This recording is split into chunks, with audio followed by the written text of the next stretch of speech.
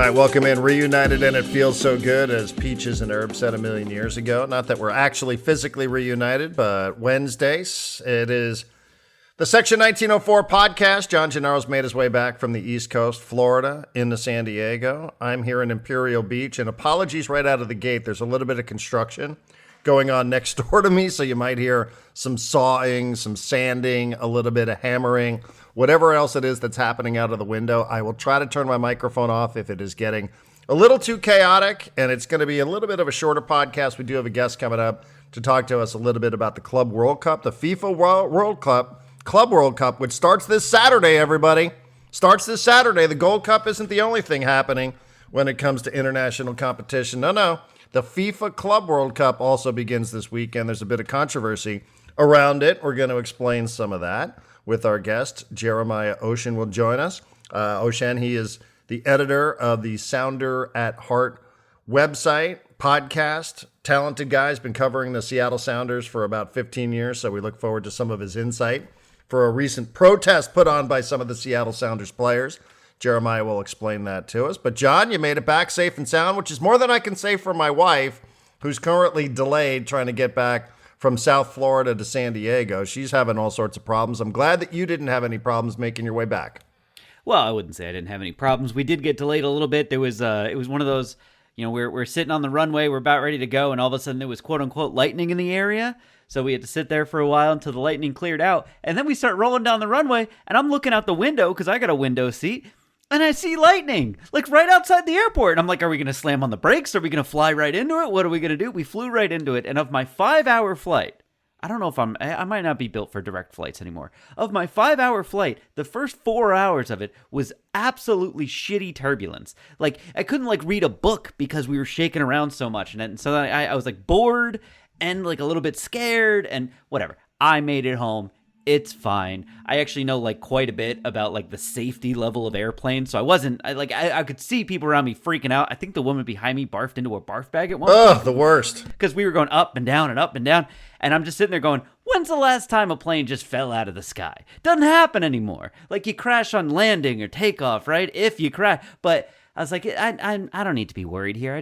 I was just slightly annoyed. But I did make it home. I slept in my own bed, hugged my daughter this morning, sent her off to her last day of first grade, and happy to be back. I'm so sick and tired.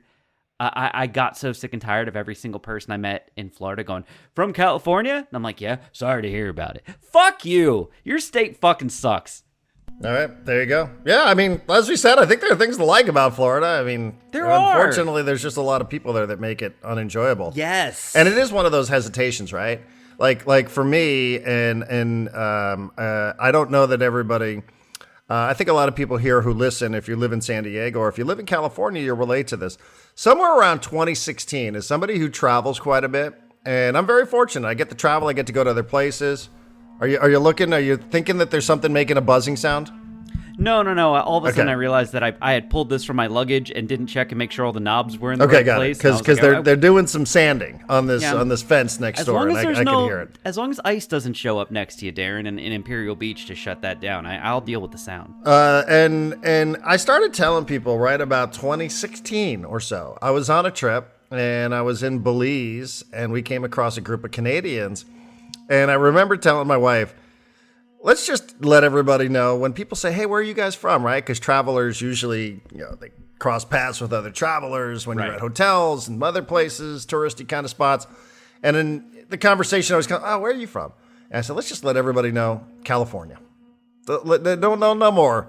Yep. Just say California. And I think most people will understand. Yep. Right. It won't be like, oh, well, what part of the U.S.? And I got to say, I never did that before in my life, before 2016, and now it's all I do. And then if I do go to Florida, if I go and see my dad and I find myself in a situation where somebody asks the question, then it's always the same. It's just like, God, I kind of know what this person's going to say. And, there's that moment, and you're like, California. It's like, oh. And you could just tell, you could just sort of sense, I could see the little hamster wheel in this person's brain. I can hear it starting to squeak around a little bit because they're trying to put together a thought as to what it is that they've seen on Fox News most recently. So I do very proudly say California wherever it is that we find ourselves, whether it's Spain or whether it's Florida or any place else, even if there is the unintended consequence that comes with that, which is, oh, really?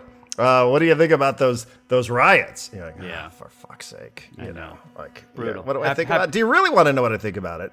Because I will tell you, if you really want to know what I think about this sort of stuff, if you have that kind of time. Yeah, But I don't feel like I wasting tried. my energy on you. So I'm probably just going to, keep to myself and look at my phone for a little while longer. But you're back.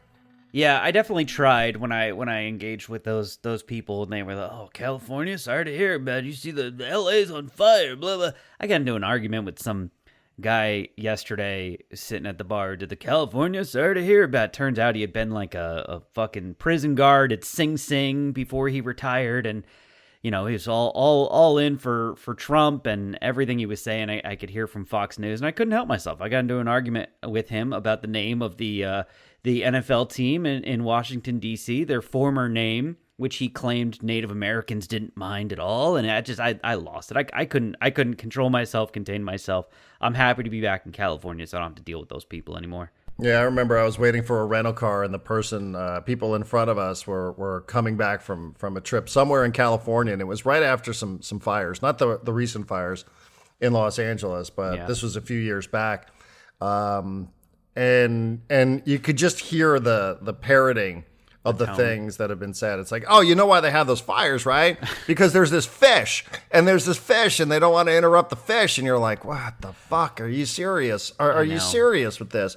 That you're sitting here, somebody traveling to wherever it is that you're going, waiting for a rental car, having a conversation with the rental car agent who doesn't give a shit about the fish that is preventing everybody from stopping fires in the state of California. And you're just like, whoa, this feels a bit hopeless, doesn't it? And it does.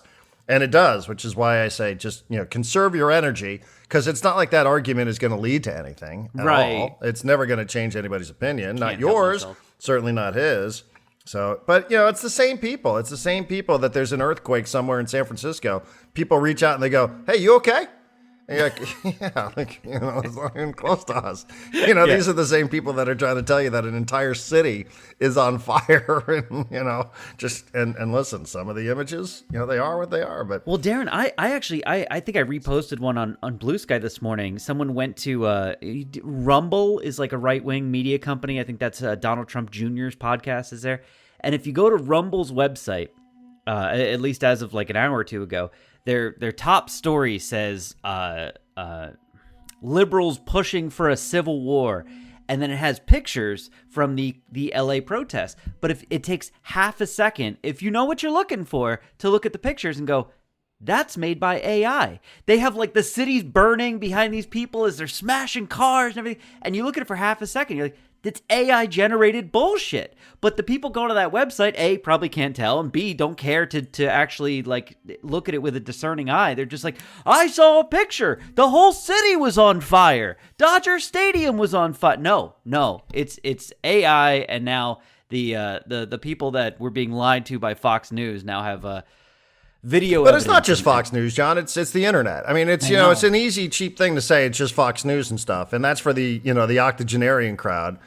People like my dad, who's in an assisted living facility, where that's like one of the only channels that they get. Yeah. The stuff that's happening on the internet to me is way more harmful. I thought there was a really smart post from Mina Kimes yesterday, who posted on Blue Sky, the disparity between what's actually happening in Los Angeles and the way it's being mischaracterized is one of the biggest stress tests of modern media in recent memory. Botted socials, AI, old clips, declining literacy. It's like seeing a broken emergency response system hit by a storm. And, we're going to talk about soccer on this podcast today, as mentioned. Jeremiah Oshan's going to join us coming up here in a little bit to talk about something called the Club World Cup. But, I saw a clip from LAFC fans, right? They're called the 3252s. This is the supporter section of LAFC, Los Angeles Football Club. A club very much that is influential for San Diego Football Club. And in one of their matches against LA Galaxy, they had a couple of thousand fans that showed up at Dignity Health Sports Park, and they're all dressed in black, and they're all, they all have scarves that say Los Angeles. and they're doing what a lot of fan bases do, what our fan base has done in Los Angeles as well, in Carson, which is march into the stadium. We are Los Angeles. We are Los Angeles. And that clip was used and passed around, and I don't have it in front of me to see how many times it had been reposted and how many times it had been quote tweeted by people who are using that as some sort of evidence that there was this kind of activity, that this wasn't a soccer match, that this was some sort of political protest. This was some sort of group of insurgents that were marching on some sort of federal building or against some sort of authority. Like, and you just sort of think like, that's a supporters group. That's a soccer supporters group. But because of the color of skin of many of the people, the members of this, it was used as a tool of propaganda on social media. And like, it's been passed around like thousands and thousands of times. And these are people marching into a soccer match. And instead it was portrayed as some sort of, like attack or organized event where these people were marching towards some sort of conflict. And like, I just kept thinking like, wow, like, man, this is really dangerous. That's really, really dangerous. Yeah, and I've been thinking a lot about obviously everything that's going on, Trump administration, LA protests, and like the issue with it, and part of the reason we don't talk about it as much on the podcast as maybe we do off the air is like there's just a million things going on, and it's so hard to just like focus on one thing. But like there's one thing now that we can easily focus on, which is like what's going on in Los Angeles and why it's going on, why the National Guard has been called in, why Marines are being sent. And I was thinking about this yesterday. Actually, you were in my head. I'll back up real quick. When Craig Elson and I started a Padres podcast back in 2015, we named it, because we didn't think Donald Trump would ever be president, Make the Padres Great Again, which we thought was a funny, jokey way to both make fun of Donald Trump and make fun of the Padres. And I remember you coming in to my office just about every day and going, when were the Padres great? Tell me when they were great. And I'm like, no, that's the joke. That's the joke. But I've never gotten a good answer to when did Donald Trump think America was great? I've gotten a lot of people, oh, well, when it was just white people and blah, blah. And I'm like, no. Just what is he trying to do? What is he trying to get back to? Like, if we can see what the end goal is, maybe we can get in front of the path and stop it. And, this conversation yesterday with the fucking guy at the bar about, the Washington football team and their former name got me thinking, like, Anglo-Saxon Europeans showed up to this country hundreds of years ago and committed a genocide and took over the land. And then they went, great, this is ours. We won. We won by killing all your buffalo and starving most of your people and attacking the other ones until there was almost none left, and we won. I'm being facetious. I'm not like we, like I'm just this is the thought of Americans at that time, the white Anglo-Saxons. We defeated the people that were here and we took over this land. And I think when they say like there's an invasion going on with these immigrants that are coming in, they literally feel like this is what's happening, that these immigrants are going to cross the border and they're going to take over our land and they're going to genocide. White genocide is coming. You already saw it in South Africa, which is bullshit. And now it's come here. And I'm like, I think they're literally, when Donald Trump thought America was great, was when the Europeans came here and killed all the Native Americans and went, we win. This is ours. And I think he and some of his followers feel like at that point, they should have just closed the borders and been like, this is ours and no one's ever getting in. And luckily, we had the Constitution, which said otherwise and made the country actually great for a while. But yeah, you can see that they're just kind of looking at everything going like, we need to get back to the point where everyone who's not like white of European descendancy, or I guess South African descendancy, depending on if Elon and Trump are friends this week, if you're not, you should be, put on a plane, flown somewhere else and put in a prison until you die so we don't have to deal with you. Yeah, well, the only problem with that theory is that's never been California, so... I know. It's never been most of the country. Yeah. Yeah, so I don't know. I mean, good on you for trying to figure out what goes on in somebody's mind. I've long given up on that. Well, how about the Padres? Yeah. No easy transition there. No. The Padres who win a laugher yesterday. I could tell John needed to vent a little bit from his trip to Florida. He takes that stuff much more differently than I do, where I just am like, whatever. People are hopeless. I'm moving on with my life. Not worth my energy. Padres went a laugher last night. We're probably not going to spend a ton of time on it just because the game is at 1 p.m. Game 3 of this series is at 1 o'clock this afternoon. So by the time people even listen to this podcast, chances are the game might be over or it might have started. We said yesterday, Dylan Cease, it would be really great if Dylan Cease could do his squad a favor and hang in there in some capacity, even if it's not going well. It went very well. Gave him a good 7 innings. Did walk 5, but punched out 11. Really good performance at a time where they needed it most. Gave his bullpen a rest, and the offense did the job against the Dodgers pitching, which I suspect we'll spend a minute or two talking about here today. That the Dodgers pitching was certainly uniquely structured. I don't know that this is exactly the plan that the Dodgers had on a bullpen day, which was 3 pitchers, including a position player. But Padres put it on him and never really looked back. And you'd think this would make everybody happy, but I'm not so sure. I feel like there's a lot of fans who are somewhat insulted by the strategic approach from the Dodgers in this game. I don't know why. I would just take my 10-run lead and call it a Tuesday, but I feel like this is a bit offensive. If I were baseball, I wouldn't love this. I got to say, if I'm the sport of baseball and I'm trying to showcase Padres and Dodgers, and I have one team essentially raise the white flag in the 4th inning of a game, and make a bit of a mockery. I don't know that I would love it if I were baseball, but if I were a Padre fan, I would take my 10-run lead and I would just call it a night.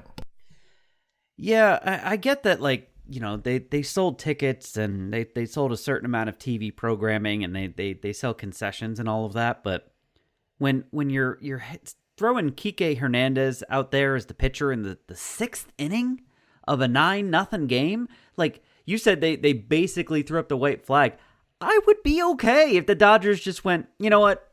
We forfeit. You win this one. Like, we're going to go home because there's no point. Like, we're not even going to try to come back here. And there's not a world in which they could have, like, accidentally come back. Well, I guess anything's possible. But it just, the last 3 innings of that, I was driving home from the airport listening to the last 3 innings of that game. And I was like, if I bought a ticket to this game, if I was at this game, would I be having fun? I think I'd just be bored. I'd be like, oh, whatever. I guess I'll go. It's over. I came to see which team was going to win. The Padres win. And to my theme of like the unfinished business as the Padres want to figure out if they're on the Dodgers level. And the first game, it's like, hey, we're right there, but we're not quite there. The second game felt like they were like, we're going to bring our A game. And the Dodgers were like, we don't give a shit about this game. So you don't get to feel good about it. You didn't get their best punch, right? And we'll see. You know, rubber match today. Rubber game, rubber match. I say rubber match, and I heard Jesse say rubber game last night. And it threw me off. But I think it's the rubber game of a 3-game series, right? That's a bridge term. I think the term the rubber game. It just means that you've split the first 2 and the third game's up for grabs. So yeah, I think it's series the up for rubber grabs, yeah. game of a match. I'm kind of with you. I mean, I don't, it's interesting because yesterday, I don't think we talked about it on the podcast, but there was this quote that was making the rounds from game 1. Jackson Merrill, who's like, yo, that was a freaking great game. That was an amazing game, right? Sick game. That was a sick game. And I would agree with him. I actually really enjoyed that game. And I know that the team that I was rooting for came out on the losing end of it. But over the span of 162, I can live with that because, there were some things there. We talked about the umpiring, and I still have this stuck in my mind. I'm still trying to figure out another angle to talk about the umpiring because I have some deep thoughts on that, but it's probably not for today. But Jackson Merrill's like, what a sick game. Like that was, and like you could tell, like he's genuinely enthusiastic and he was excited to have participated in a game where, it's right up until the final bat. And he was the post-game guest last night on the TV show, and he looked so bored. He's like, whatever. Like there was and anybody who saw this, he was with Scan and Mariluz, and like he just kind of wanders into the picture, and he's got his hat on backwards. He's like, good night. All right, cool. Thanks. I'll see you guys tomorrow. And it just was such a contrast, right? And he wasn't like, oh, this win. I'd rather lose an 8-7 game than win 11-1. Nobody is saying that. Yeah. But in terms of like anything to actually talk about, it's like, no baseball fans watching that game going, I love that game. Fun game. Right. Like, Nobody who participated in that was like, oh man, that's one, wow. When we talk about defining moments of this, like, no, like not really. So I don't know. That's why I say just take it and, you got plus 10 in the run differential deal in one night. Who cares? And do you guys really care about Matt Sauer all that much? Really? Do Padre media members really care about what happened to Matt Sauer in this game, who threw 4 2/3 and threw 111 pitches and gave up 9 earned runs? You guys really are going to really throw a pity party for this guy where you want the Players Association? I don't know. I guess that's just not me, but it seems like it's a handful of people out there that felt like, and again, if I'm baseball, I don't love this. I don't love this at all. Like, I got to get a little more sizzle out of a Padres-Dodgers game. And I can't have a guy going out there. It reminds me of a story that I heard when I was in college baseball. We had a pitching coach. And we talk about mound visits and such. And in college, right, you don't have there's the rosters aren't as deep. And sometimes guys just got to go out there and they got to wear it. Like this dude did, this Matt Sauer guy did for the Dodgers. And I remember one time asking a pitching coach, like, what did you say to a guy who was just getting his brains beaten in? He goes, I told him, I went out there and I said, son, you are Jesus Christ and you are dying for the sins of this team.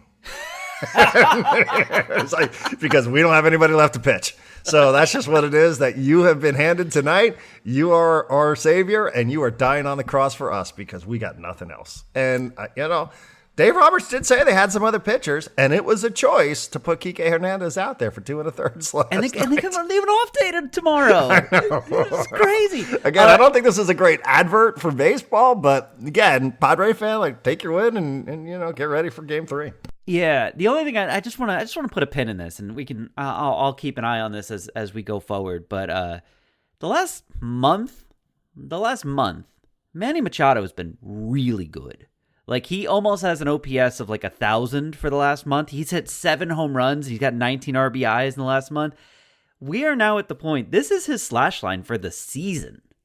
325, 386, 518 for an OPS of 904.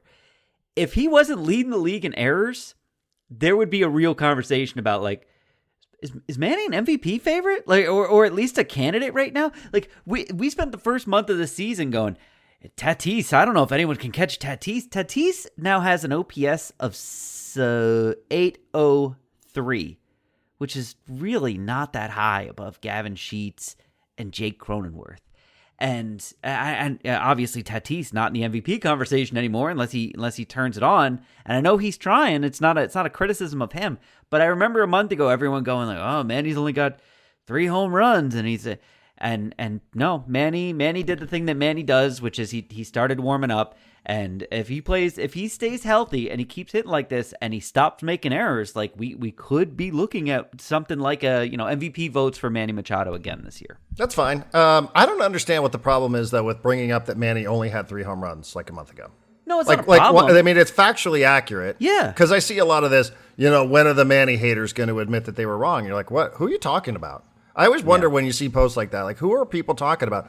I think it's perfectly valid to bring up the fact that for the team to start humming a little bit more, that they needed Manny Machado to be a more productive player. Yep. It wasn't a prediction that he was going to remain on 3 home runs for the rest of the season, but it was, you probably need a little more. We sort of joked about it, and he's so good that he ended up hitting 3 within a week. I think by the time we said he's only got 3, that's really surprising. Why is it that other guys, if you're going to get the best out of this offense, you probably need.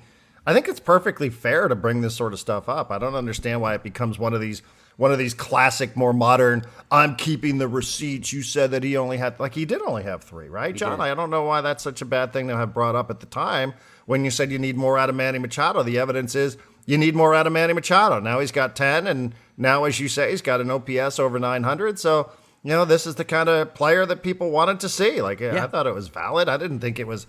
Nobody was condemning him. Nobody was saying he was done, like some of the stuff that's being said about Xander Bogaerts. No, I think that's the thing, though. And shout out to Alex Pena, who I remember called this on Blue Sky and replied to someone who was like, man, he only 3 home runs. And it's I think everyone knows that there is potentially a cliff waiting where Manny's going to be paid a lot more than he's worth. And I think everyone's worried about it. So the second he gets off to a slow start, everyone's like, oh no, is this it? Is this the cliff? Is he falling off? Are we going to have to pay 30, 40, $50 million a year to a guy who can't hit for power anymore? Gee, and he can't even field. And Alex Pena was there going Manny never really heats up before, the end of May. And then he kind of, and true to form, here's Manny Machado heating up end of May all through June. So that cliff is coming eventually, but yeah, he's not where Xander is yet, and hopefully we get like 5 more good years of Manny like this before he does. Right. I mean, I guess then we can also just go by, like career splits, and doesn't he usually take a dip in June or something like that? I mean, yeah, I get it. I mean, that's just the ebb and flow of baseball, which is usually at the end of the year. This is why I'm always sort of bemused by the fact that people bring up, well, over his last 16, over his last 20, over his last 18, right? We joked about that with AC the other day, and like, that's why you keep stats on a season. Yeah. Because the season, these are the kind of players that usually turn into the version of themselves that most often people expect. And, having done radio for a million years, when you have 3 hours to fill, you're like, hey, what's going on with the Padres? You're like, I don't know. I think they need more out of Manny. It's a perfectly valid position. Not they're never going to get more out of Manny. Just you kind of need more out of some of these guys. Where is he? Like, you're paying him a ton of money. It'd be great if you can get this guy humming.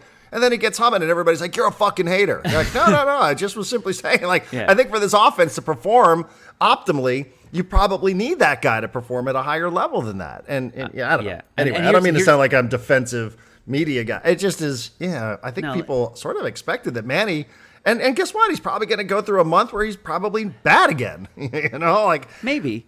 Here's the thing. I have his career splits. Here's his OPS by month. In May, for his career, 798. Not bad. But in June, July, and August, 878, 854, 848. That's a much better hitter. And so he's doing the thing that he always does, which is he plays his best baseball in June, and then it kind of slowly, gradually gets worse over the course of the season. Yeah, just stay healthy, man. Just stay healthy. So, anyhow, Game 3, we'll have much more on the series. If the Padres can take 2 out of 3 from the Dodgers, we'll talk about it a little bit more coming up on Thursday. One quickie here before we say hello to Jeremiah. And we should spend a minute or two just setting up why it is that we're having Jeremiah on.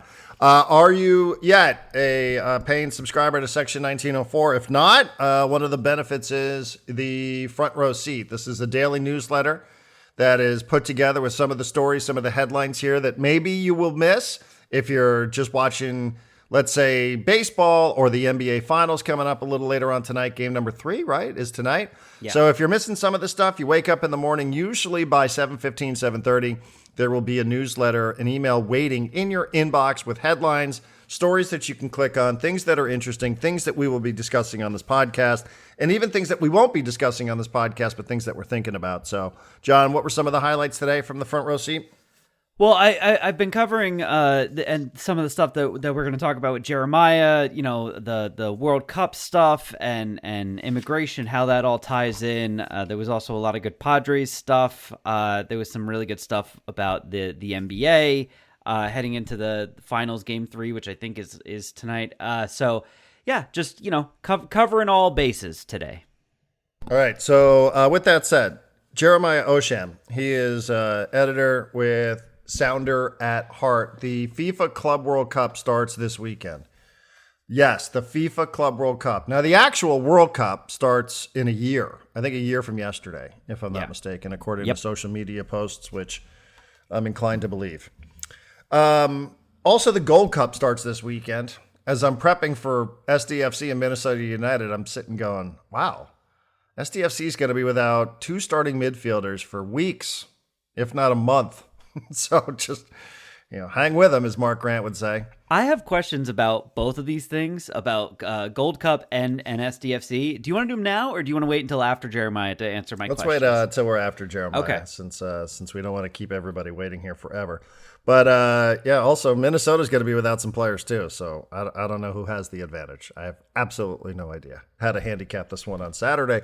But one of the things, there are 3 MLS clubs that are participating in the FIFA Club World Cup. There's 32 teams from around the world that will be in the United States. There are games from Miami, Atlanta, Pasadena, Cincinnati, and Seattle. And that's where we find Jeremiah Oshan. And you might have seen that recently a bunch of Seattle Sounders players took to the field before an MLS game, and they were all wearing T-shirts. And the T-shirts said, Club World Cup cash grab with the Monopoly man and the letter S in cash grab was the $sign. And you're like, well, what is that all about? Well, we're going to get an explanation here. The long and short of it is money. Each of these MLS teams is guaranteed a minimum of about $10 million. It's like 9 point whatever, but it's about $10 million. And the players are only guaranteed $1 million of this. Now, there's some bonuses in there based on performance and success on the field, which Jeremiah will explain. But this tournament is starting this weekend. I don't know if there's a lot of buzz to it, so let us say hello to Jeremiah, and he can help us understand this all. All right, well, let's talk a little bit more about the Club World Cup, which starts this Saturday, everybody. It does start this Saturday. Jeremiah Oshan is the editor, Sounder at Heart, great website, all sorts of content there. You can find lots of great stories and analysis and podcasts, and might I say a little bit of a model perhaps for this Section 1904 launch that John and I have. Jeremiah, thank you for doing this. We appreciate you taking the time. Oh, yeah, my pleasure. Absolutely. All right, so the Club World Cup starts this Saturday, and before we get into some of the specifics with regards to the Seattle Sounders, I have noticed that in Miami, where Lionel Messi is getting set to kick this thing off on Saturday night, that they are slashing tickets to try to get people into Hard Rock Stadium, not the normal place where Inter Miami plays. They are slashing ticket prices to the point where they're essentially just giving tickets away to try to get enough people in the building so that it doesn't look like an embarrassing opening match. You're paying attention to the Club World Cup way more than we are. What is happening here in terms of the level of interest and excitement in the United States with this tournament? It's not great. It's not great. I can tell you that pretty straightforwardly. It was only, I know the same, the Miami game supposedly has only sold 20,000 seats. FIFA has disputed that. The Athletic has been reporting, though, that they've only sold 20,000 seats. This is a 62,000 seat stadium. I suppose there's going to be more people than that there. If you go onto their website, onto the Ticketmaster website, there aren't a lot of seats available. Like they're all only seats available are for resale, and so there's there's something that's not adding up here. But let's ignore that game. But you're right. They are apparently essentially giving tickets away. I think the deal you're referencing is college that it's escaping me. You can buy one ticket for $20, but then you can get 4 more for free. Yeah. So you can get 5 tickets for $20, which is $4 a ticket, as the math majors out there. And then in Seattle, it's not that much better. Botafogo is going to be the Sounders opener, and right now they are literally giving tickets away to Sounders season ticket holders. You can get, I guess, if you bought tickets previously or you applied for there's all these. It's been a mess. It's just absolutely been a mess. But the short version is that you can get 2 free tickets if you're a Sounders season ticket holder right now, or a lot of Sounders. I just applied for 2 free tickets because why not? I'll let a friend go or something.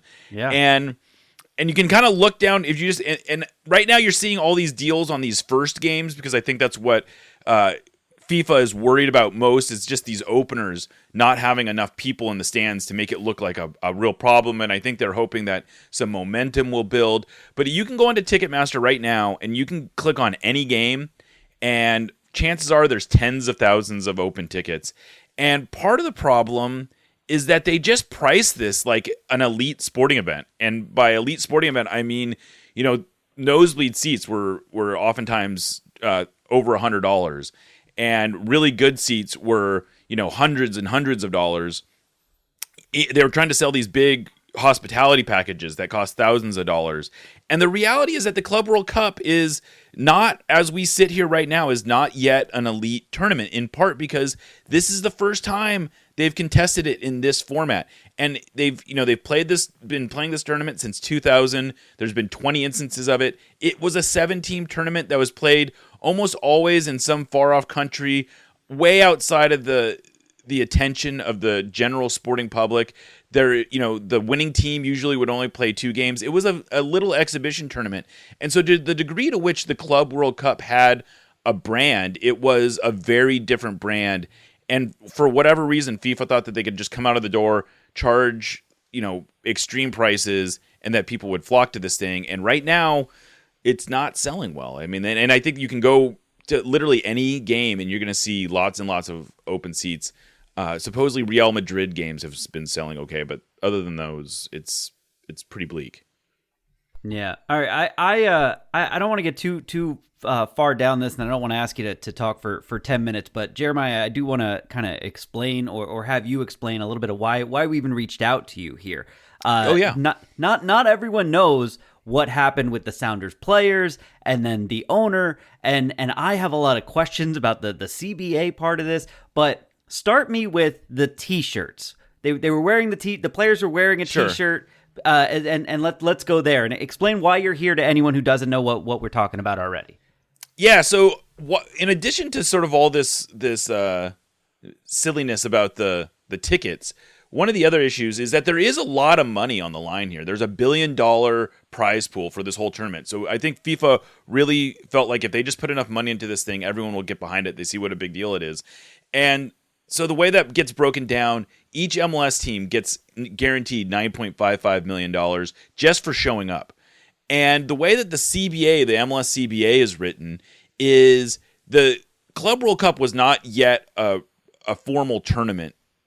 And in fact, no MLS team had ever even competed in the Club World Cup before when that CBA was signed. And so the way that the Club World Cup is addressed essentially in the CBA is other tournaments. And in this other tournaments clause, the players get either 50% or $1 million bonus for playing in it. And that's it. And that's what it's referenced. And so the way that it's setting up right now is that the players are going to get $1 million out of the $9.55 million that the Sounders are going to get for playing. But then if they advance, they don't get anything more. But if the Sounders get a point, that's $1 million. If they get 2 points, if they get 3 points, that's $2 million. If they get out of the group stage, that's another $7.5 million. So if they were to get out of the group stage, they'd be looking at something like a $20 million payday, and the players would still only get $1 million. Well, this ratio probably seems off to most fans. In most leagues around the world, players get anywhere from 30 to 60% of the revenue. Yeah. And right now in MLS, they're talking about getting anywhere from 5 to 10%, depending on how they do in this thing, or even worse. If they get further in this thing, theoretically, they could get $100 million. The players would get $1 million. That's 1% for those math majors out there. We're doing a lot of math on today's show. Yeah, right. And so the players are not happy about this, and the players have been talking to the league about, okay, well, we got to work this out. The league has apparently been telling them, oh, yeah, we're going to get you a new deal. We're going to send you a proposal soon. We're going to send you a proposal soon. This has been going on for a couple months now, and finally the players got fed up.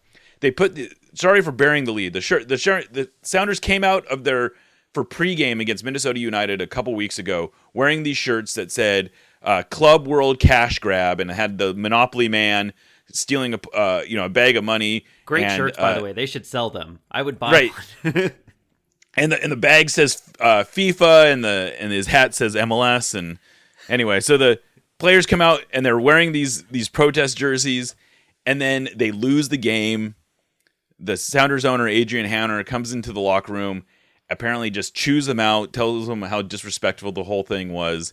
And then after that, the players do this kind of interesting thing where they all stand up, and Stefan Fry and Christian Roldan are the sort of the spokespeople of the team. And they're talking with all the players sort of lined up behind them, and they basically explain, yeah, this is why we're upset. We don't think this is fair. The league's stringing us along. And then finally, last week on Friday, the league finally submitted a proposal. They said, look, we're going to do the $1 million thing at the guarantee, but we'll give you 20% if you win any more of that. And the players said, well, that's not really what we had been talking about at any point during this, and we aren't going to accept that. And so 20% of what? 20% of the payout if you pick up they a get point, more or if you pick up a win. Okay, right? Because you will get paid based on your successes. Right, you'll get the $1 million plus 20% of whatever bonuses you get. And the players said, well, that's not. And they had apparently been talking to the league, and they had been expecting an offer of something closer to 25 to 35%. The players obviously want a guarantee for, they want more guaranteed at the front in part because they're in, they don't know how much they're going to get, but whatever. Yeah. So we're sitting here on Wednesday, they still don't have a deal, and the players can't, the CBA has a no strike clause, so they can't boycott the games, but there's all these other little things that they could potentially do down the road to gum things up. And so I don't know, it's kind of shaping up as a mess, but it's dominated basically most of the conversation around the Club World Cup, for the Sounders at least, for the better part of 2 weeks. And everyone's all excited about playing these games, but you have this big issue in the background that is really taking up all the airspace. All right, so there's 32 clubs that are playing in this, and Jeremiah, one of the areas that you can help us understand a little bit more is, and like John said, I don't want to lose everybody in the weeds here just because we're a bunch of nerds that know the way this stuff operates. But the Club World Cup it's built of 32 clubs, but these clubs represent different confederations, right? Correct. So, for instance, Major League Soccer represents a confederation called CONCACAF. Right. So, where do you go? Like, why is this between the players and their individual clubs and their leagues, or is this about the confederation? Like, when it comes to paying out, how is it broken down in terms of who you're even supposed to know who to negotiate with, right? Because, like, are teams in Mexico falling under the same umbrella that the teams in Major League Soccer are, or is this just uniquely MLS? Like it's a tricky thing to truly understand it. But, to understand it, you sort of have to backtrack a little bit and zoom the lens out and explain to everybody how this works. Yeah, so the way to go zooming out, FIFA basically sets the pot, and they determine who is going to get what. And FIFA has essentially said, look, we're just giving you the money. You do what you're going to do with it. And so it's out of FIFA's hands at the point where once they've said, we're going to write you checks, you figure out what you're going to do with that money. And there's actually some more money that they're giving to local communities and doing all this other kind of stuff. But essentially, where it comes for this specific thing is MLS is taking the attitude that the league as a whole has to agree what to do with this money, and so it's not just Adrian Hanauer, who's the owner of the Sounders. It's not just the owners of the LAFC. It's not just Jorge Mas, who owns Inter Milan or Inter Miami, who is determining what to do with this money. It's like the whole league essentially has to agree what to do with it, and that does create some complications. And the MLSPA is negotiating on behalf, that's the Players Association, the union, is negotiating on behalf of all the players at once, collectively. And so the negotiations are really between the MLSPA and MLS. And that sort of like complicates it a little bit because, it's not as easy as the Sounders players going to the owner and saying, hey, can we work out a deal here? It's like it has to be a deal that works for everybody. And that's been another kind of bone of contention, this thing, because Adrian Hanauer felt like he was being called out specifically, and the players hadn't reached out to him, and the players' attitude was like, look, we don't really have our beef is not with you, it's with, your colleagues, essentially. And so that's another thing that just sort of layers on more complications. But that's sort of FIFA's deal, is they sort of just say, like, here's they just throw chum out into the water and the sharks eat. Right. And this is why people might have seen some of the SDFC players posting these messages on their own Instagram accounts recently, right? Like Jeppe Terskov posted something recently. So did Jasper Loffelson, just to name a handful of players. I didn't actually know that. That's interesting. Yeah. So, I sort of sense like you mentioned a little bit about the unique ownership structure of Major League Soccer, which is called single entity, right? So this isn't just $10 million for Sounders and $10 million for LAFC and $10 million for Miami. If I'm understanding this correct, and please correct me if I'm wrong, it's $30 million into the pot for all MLS ownership, somewhere in that range. But I don't know how this divvies up amongst the players. But I have noticed and appreciate that even players here in San Diego have taken to social media to show support for what it is that the Sounders players most publicly have been fighting for. Yeah, so that was actually one of the early on when they were throwing around dollar figures, because at one point there was a rumor that every team was going to get like $40 million, and that was the early reporting. I was always told that was not accurate, and so I've been kind of pushing back on that forever. But when those numbers were being thrown around, the assumption was that the league was going to share in and sort of the riches that were coming from this tournament. Now that we know it's $10 million for the most part for each team, the league has said each team gets to keep that money, and then each team, and so it's like, so this is more of a setting a precedent for future CBA negotiations that I think is why the San Diego players would be interested in it, because this is just a sort of, look, this is going to be a tournament going on for, maybe many, many years after this. And so we need to set in stone the way this, and San Diego could be playing in the next version of this, especially on their current trajectory. But and so that, I think that's why that you see that. But as it stands now, it's just the Sounders are going to get 10 million. Inter Miami's going to get 10 million. LAFC presumably is going to get 10 million as well. And then the players will get whatever share they end up getting. Okay, I want to take a slight left turn, just because we don't have you for that much longer. You said this has been kind of the cloud hovering over the Club World Cup, but there's also the cloud of like our current political environment in America, where all these games are going to be played, and how that can get out of hand. And I remember talking with you during, like, I think it was like Black Lives Matter in 2020, and there was the section of downtown Seattle that just kind of got taken over by like protesters, and they lived there for a while. I remember you giving me some information about that. And I have circled there's an Inter Milan Monterrey game at the Rose Bowl on Tuesday night. And I'm like, that especially with a Mexican team and their, Mexican flags are being like, I feel like that is kind of a point at which things can maybe spill out of hand. But do you think that this in Seattle, not just the players and the payment and all this, is this going to be a part of like Sunday's game in Seattle? Like, is ICE going to be a part of this? Is protest going to be a part of this? I think if I haven't been following this as closely as I should, but it does seem like that's a possibility. I don't know exactly. We haven't heard any reporting on the ground here saying that, there's planned ICE activity at the games, but that's sort of been like an underlying concern because they are built, even though these attendances are not going to be huge, there was a report that came out in the local media from a non-soccer media that said traffic's going to be like 6 Seahawks games over the course of 10 days, and I'm like, there's not going to be 6 crowds that are like Seahawks crowds showing up here. We might have, it's going to be like more like 6 Sounders games or maybe less than that. Yeah.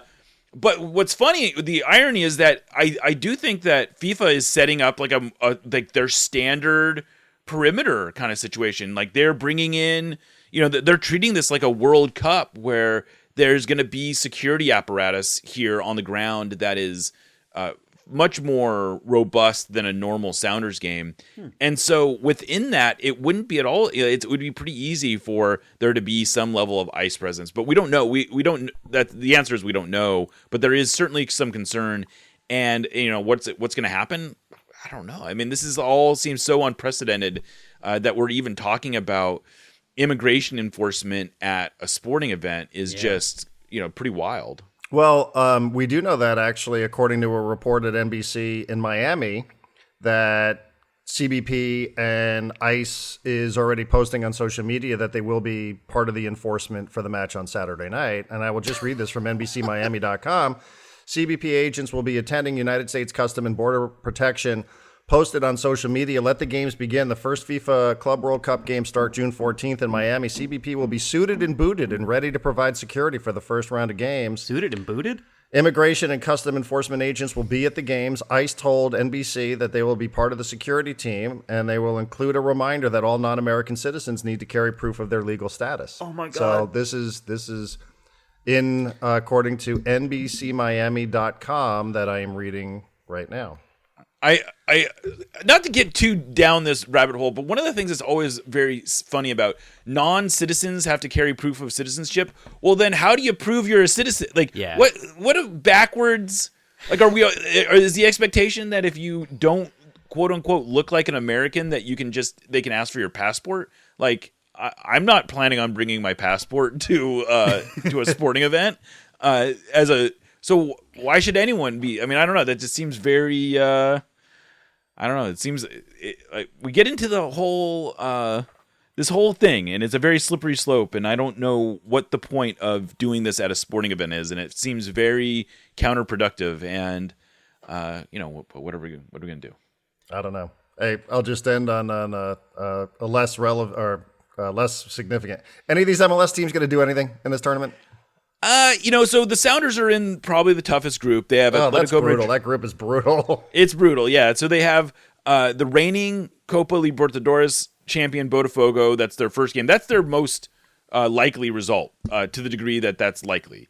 And then they have Atletico Madrid, which was the third best team in Spain this year, but also they were the fifth best team in the Champions League group phase. So this is Atletico Madrid is a massive, massive club. That's the second weakest team in the group. And then PSG is the who they close out the group with. PSG, of course, 2 weeks ago beat Inter Milan 5-0 in the Champions League final, are the undisputed best team in the world. So for the Sounders to get a point from this game from this group would be a pretty massive accomplishment. To get out of the group would be arguably a bigger accomplishment than winning the Champions League in 2022, which is how they qualified for this tournament. Oh, and I'll note the Sounders are the only MLS team still to have won the modern era of the Champions League, and it's kind of a bummer that they're actually going into this tournament in kind of crappy form. They've had a bunch of injuries in the last few weeks, and it's just not shaping up to be the celebratory event that so many of us hoped it would be. All right. Well, we look forward to it. LAFC is in. Miami is in as well. So we'll see how MLS clubs do in this tournament. Again, I don't know that people have high hopes, but that's why we LAFC might have the best chance to get out of their group. Like both, and I will say Miami and LAFC have groups that if they can get, I would say they have a puncher's chance at least. All right. Sounder at heart. Great website. Really great conversation as well. Jeremiah, we appreciate it. Thank you very much. Thank you. All right. Thank you again to Jeremiah. And John, I have had one of the longest listeners that I've had in sports radio is a guy named Tim Stoops, a name you probably know. I do. And he sent me a text that he's a big Borussia Dortmund fan. And some of these tickets, like I said, they're just trying to get people in the door. It's not even about trying to sell tickets at this point. It's like, can we literally gather enough people so that we can get them into these stadiums around the United States so that we're not completely humiliated by the look of this tournament? Like, it's not even about selling tickets. Some of these tickets open up at $350, and now they're down to like $45.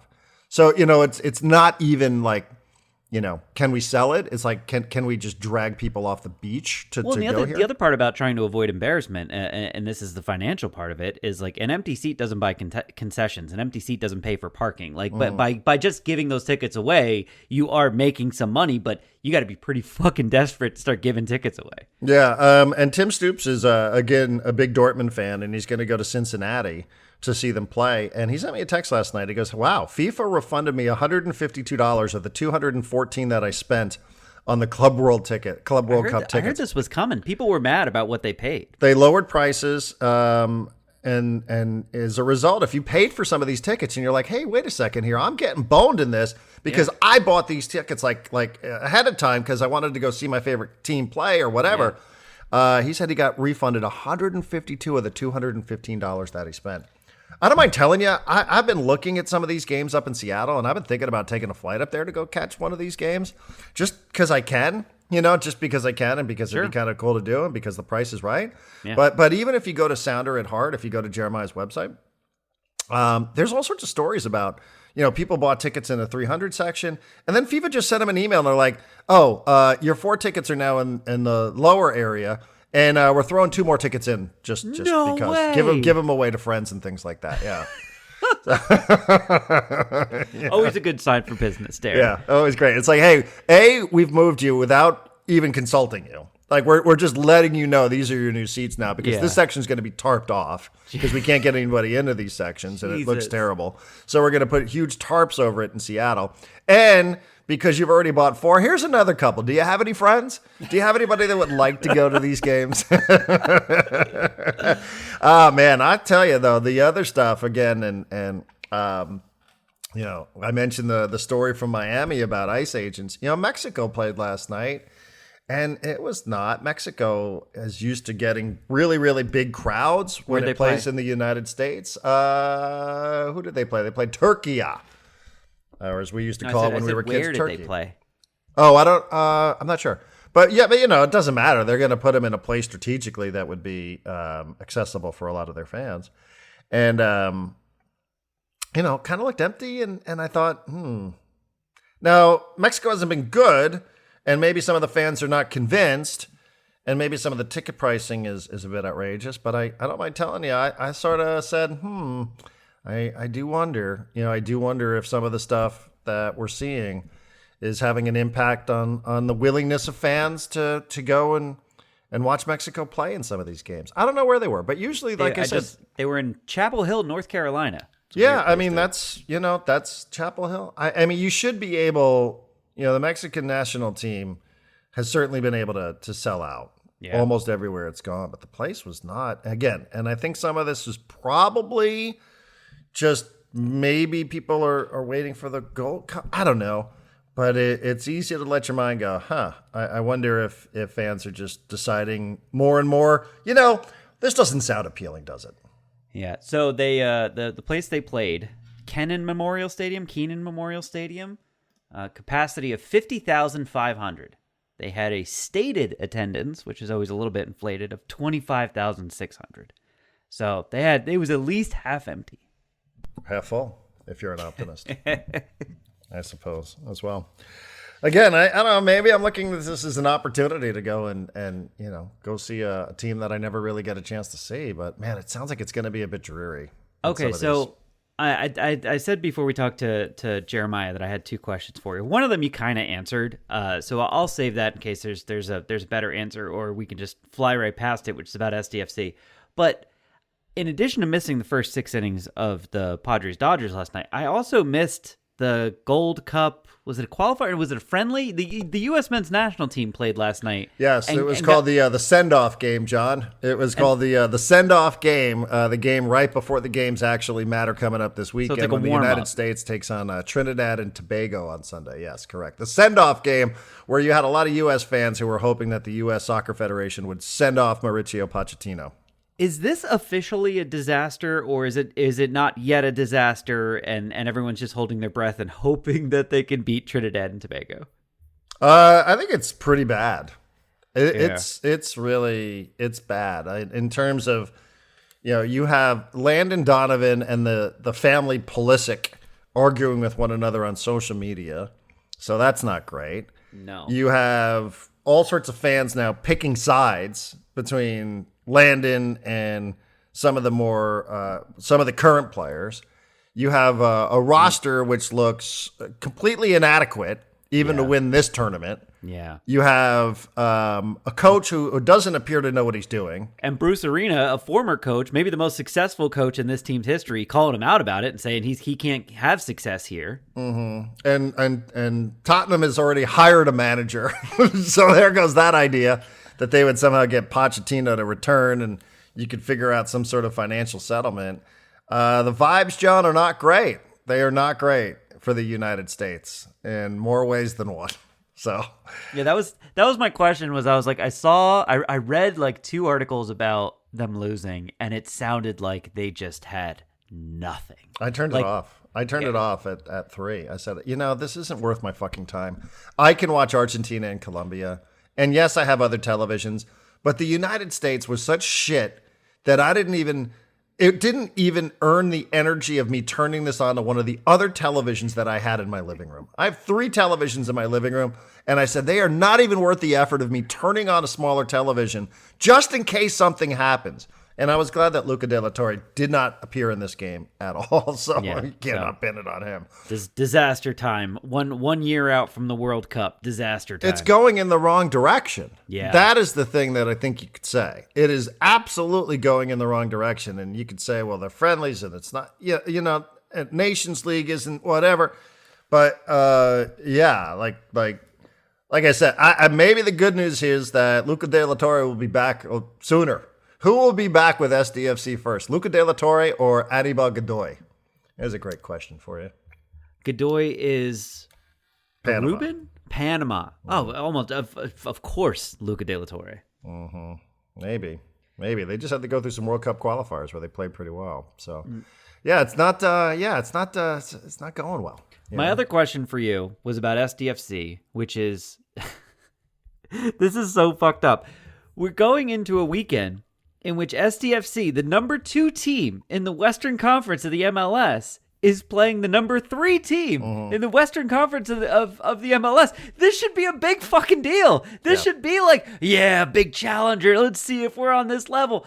And like, no one has any idea what either one of these teams is going to look like. We know we're not, like, neither one of them is going to be in their best form.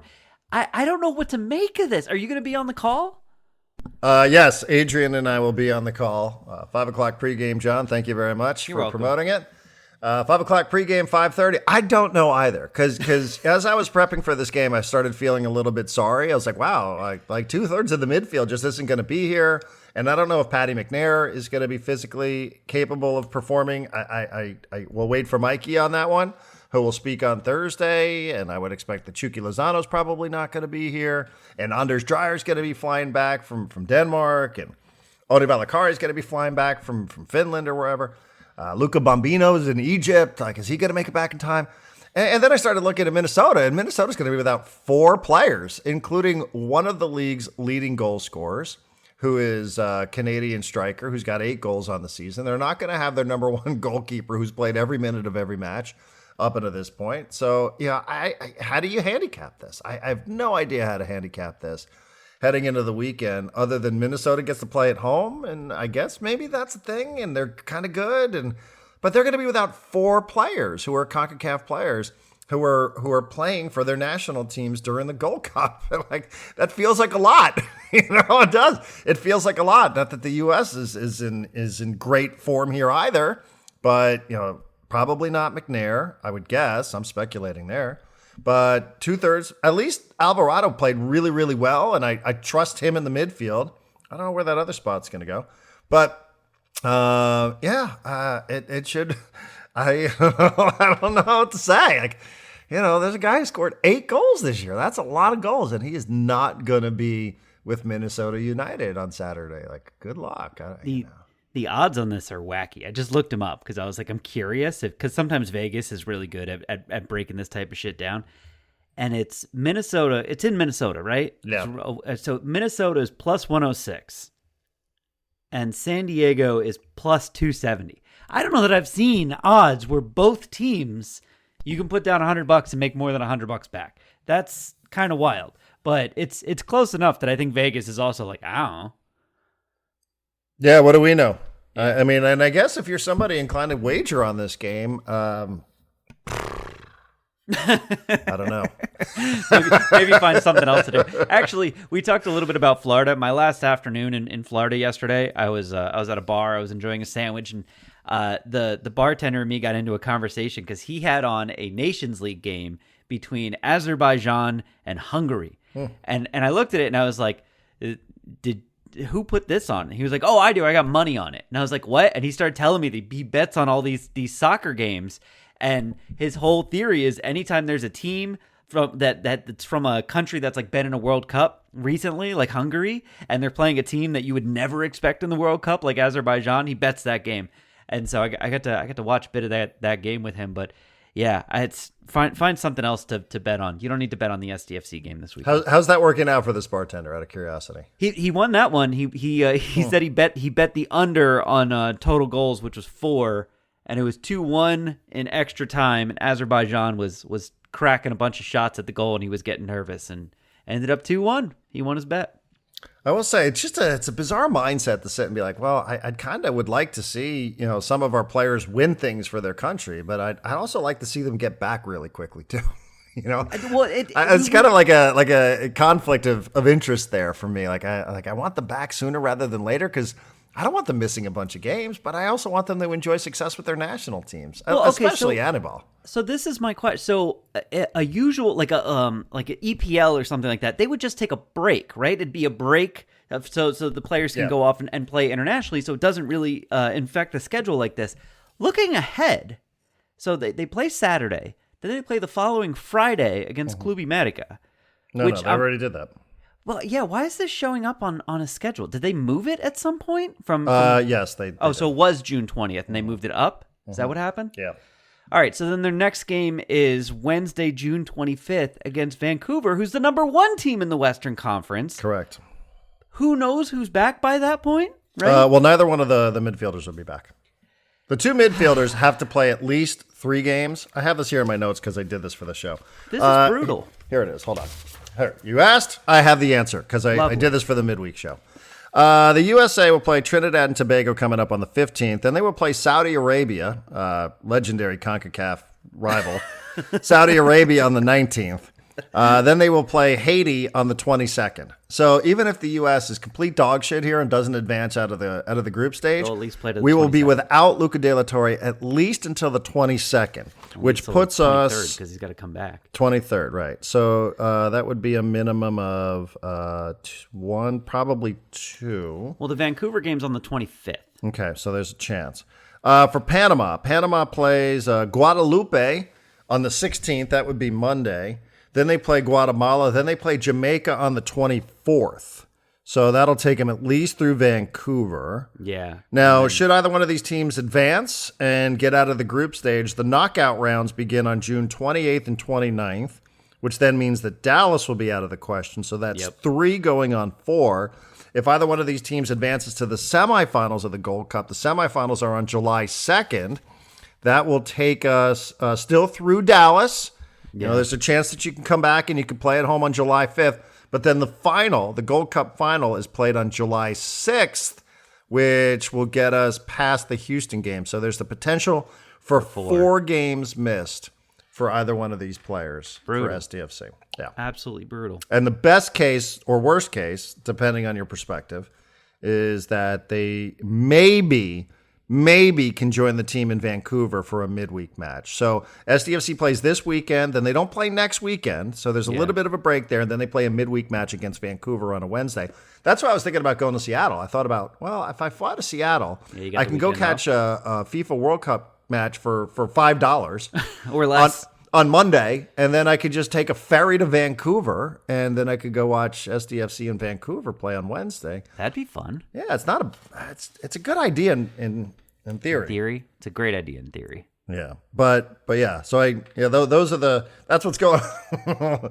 Now again, I'll have to do this again because I don't know. Maybe Vancouver's going to be without significant players. Sounds like they probably will be. Maybe FC Dallas will. Maybe Houston will. Who knows? That's a pretty tough stretch here. Minnesota, Vancouver, Dallas. I don't know if Houston's worth anything, but those are 3 really good teams. Yeah, well, it's the only home game. You know, I mean, 4 of the next 5 are going to be away, and the next home match is going to be on July 5th. So, yeah, soccer's weird, man. It's a lot. I mean, this is why people are like, hey, I don't want to pay attention to this sport. It's just too hard.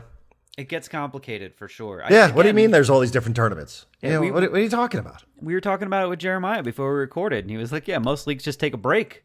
Like, I'd rather a break. I feel like the first time SDFC plays Vancouver, I would love it if SDFC was at full strength. I would love it if both teams were at full strength. I've been kind of looking forward to, like, when are they gonna, because they've been like 1 and 2, I feel like, in the just battling kind of back and forth for like 2 months now. And it'd be really fun to watch them play. But yeah, if it's going to be a bunch of like, well, we didn't have this guy, so you can't, whatever. It's annoying. Yeah, well, 17 to go, and 9 teams make the playoffs. So, and then let me just, don't forget the Under 20 World Cup is in September and October too, which could impact Luca Bombino and Oscar Verhoeven. So I interviewed Oscar Verhoeven, by the way. I'm a fan. Okay. Yeah, why? I am a fan. He's just he's a cool cat, man. Isn't he? He's 18, right? Just turned 19. Just turned 19. Yeah. How can you be that cool when you're 19? He is tatted. Has something to say, got a little personality. Yeah. He's like, they put him up in the dorms out at Sequan. Yeah. But he got an apartment in Mission Valley. He seemed like he was pretty happy about that development. Yeah. It's cool. Like I'm around a bunch of people now. So I was like, oh, okay, cool. A little time away from work. I gotcha. I gotcha. Doesn't all have to be just sitting in the dorm at Sequan all day thinking about football. Right. All right. That's enough of us. That's enough. We've talked a lot here today. It's a long podcast. Hope you enjoyed it. We'll be back at it Thursday.